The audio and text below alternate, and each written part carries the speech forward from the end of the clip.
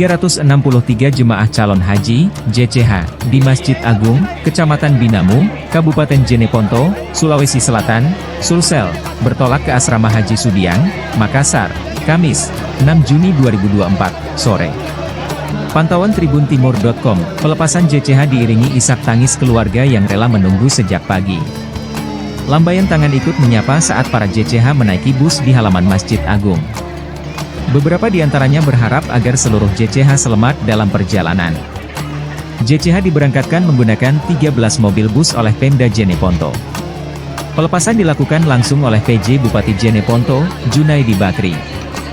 Diketahui, JCH Jeneponto yang sedianya berangkat sebanyak 365 orang kini tersisa 363. Dua di antaranya batal berangkat lantaran terkendala kesehatan dan meninggal dunia. JCH Jeneponto yang tergabung dalam kloter 36 akan berangkat bersama JCH Kabupaten Goa, pada Kamis, 7 Mei 2024, pukul 23 WITA di Bandara Udara Sultan Hasanuddin Makassar.